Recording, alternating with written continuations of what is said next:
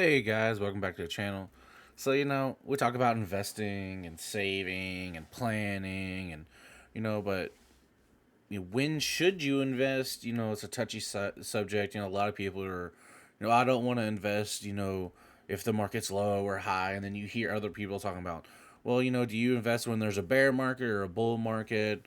And some people might not know what those terms mean. So we're going to go over those terms and we're going to talk about if you should invest in a bear market or a bull market. Do you invest in both or neither? Like, how should you go about doing that, right? Because, investors commonly talk about bull markets and bear markets, right?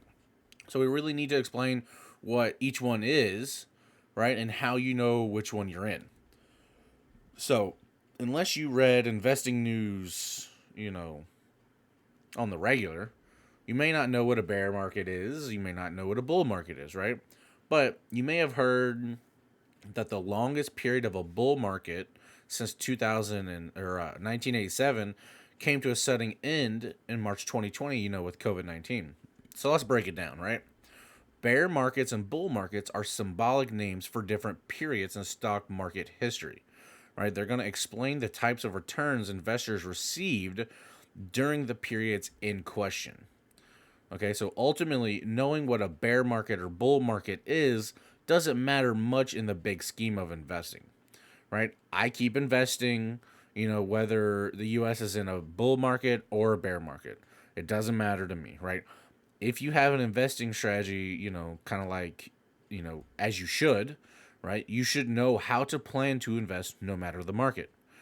However, understanding bull and bear markets is helpful when you're first getting started in investing, right? In fact, learning these terms can help you figure out how much risk you're willing to take when you do invest.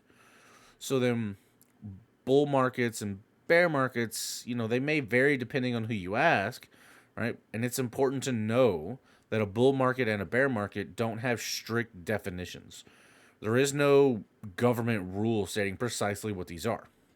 So, for instance, if I'm focused on bull and bear markets based on the S&P 500, they may be slightly different than the bull and bear markets on the Dow Jones Industrial Average.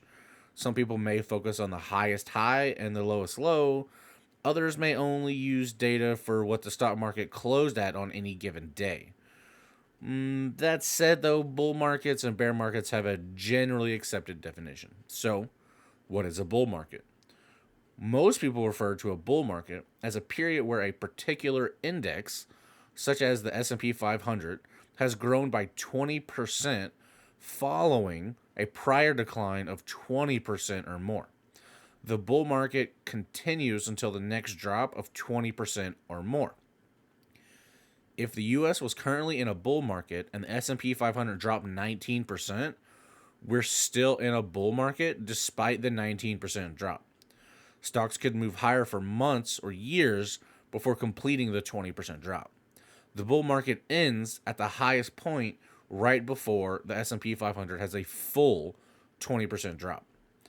Some people take this a step further and require the high and 20% drop to both occur at the market's close. While trading may have been higher or lower than the guidelines during a trade day, these people only consider entering or leaving a bull market when the market closes over the 20% barrier. Okay, well then, what's a bear market?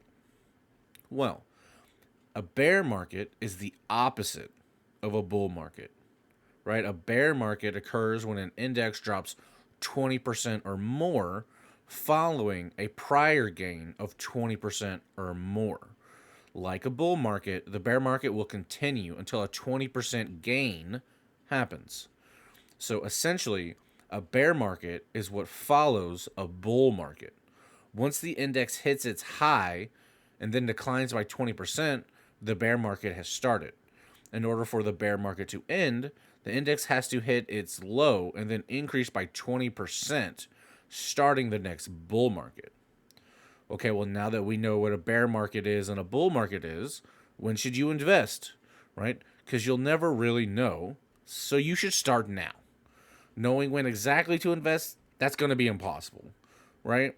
In order to have a perfect investment streak, you'd have to make so many perfect calls, it would just be impossible. Like, it's just not going to happen.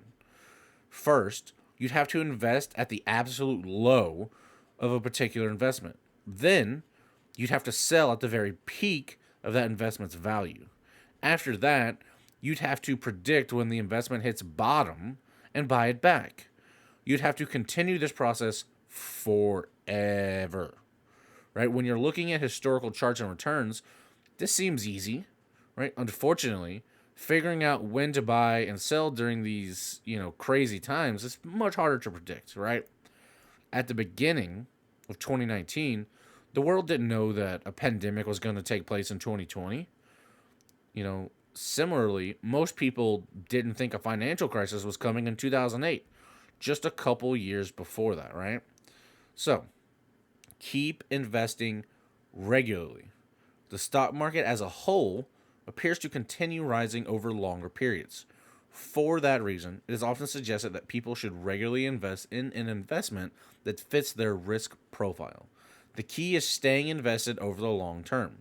If you try to time the market by buying and selling when things get bumpy, you may miss some of the best returns. By investing for a longer time frame, you can wait for the bear markets to end and the bull markets to return. Hopefully, the bull market returns continue to exceed the bear market losses and your investments continue reaching all-time highs. I personally invest in a very similar way, right? A lot of people will invest in index funds and they don't touch the money for decades, right? You can contribute money to your investments on a regular basis and you don't try to buy and sell to increase returns. Instead, you just have confidence, right, in the market's long-term returns. All right, well, now that we know that you should always be investing, where do you start investing, right? Because now you understand bull markets, bear markets, and so you need to be like, okay, well, where do I start investing? Well, let's go over a couple options that might fit your needs depending on your personal situation, right? Because there's a bunch of options out there. So one of these options is going to be Betterment, right? Those getting started, investing that don't have much of an idea of what they want to invest in may find Betterment to be a great solution. Betterment's a robo-advisor, which means they use technology instead of an in-person financial advisor to help you invest. So this can be an excellent option for beginner investors because many in-person advisors won't work with you unless they earn, significant commissions from what you invest in. Betterment, on the other hand, only charges a 0.25% assets under management fee in addition to the expenses of the investments you hold. Betterment can help you figure out your risk tolerance and find a suitable portfolio for you to invest in.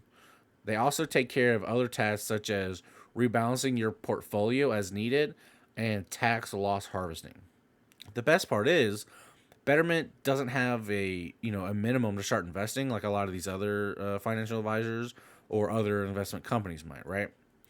Another company is going to be JP Morgan, right? The JP Morgan self-directed investing is going to be a great investing platform for experienced and inexperienced investors alike.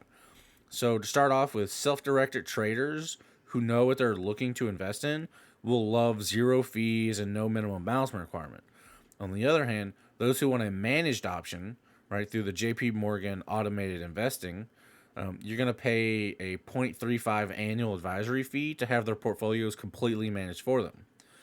Since JP Morgan self-directed investing is run through Chase, you can manage your JP Morgan investing account from the same dashboard and mobile app that Chase credit cards and bank accounts operate from. Having one app that can do everything is a big plus when it comes to bundling your banking needs. Another one to talk about is Fidelity. If you have a good idea of your risk tolerance, what you want to invest in, and how you want to invest in it, Fidelity might be a good choice for you.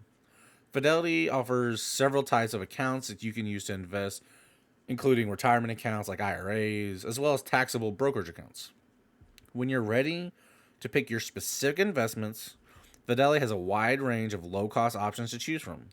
They even offer $0 commissions on stocks and ETFs, as well as some index mutual funds with zero expense ratios. Keeping your investing costs low allows you to further grow your investments through compounding returns. Fidelity also offers research, tools, calculator, market insights, all this stuff to help you stay on top of your investments and future investing options. If and of course if you have any questions, right, just like the rest of these companies, 24/7 customer support, online, all that stuff. And Fidelity has a lot of local investor centers you can go visit in person, right? But to summarize all this up, it's important to know the difference between a bear market and bull market. It's equally as important to know that they shouldn't determine your entire investing strategy, right? Instead, keep investing regularly and plan to stay in your investments for the long haul, right? The term we've talked about here before, and I'm sure you've seen it, everyone else, is dollar cost averaging, right? You just keep dollar cost averaging in. Just keep paying in, and I've said this before, just set it up to automatically say every payday or every Friday or every Monday, you know, $20, $50, 100, whatever you can do, and have it automatically go in, automatically, buy the things you need to buy, and just don't even look at it and just let it go, build and build and build. Automating, most of this stuff is going to be your best option, right? So I really hope you guys got some good information out of this. Maybe you learned a couple of things, and you realize that you don't need to wait for there to be a bear market or a bull market, to whether you just decide if you need to invest or stop investing or buy or sell, whatever it is, right? You just need to get in, stay in for the long haul, right? So I really hope you guys enjoyed this video. Until I see you guys in the next video, y'all be safe.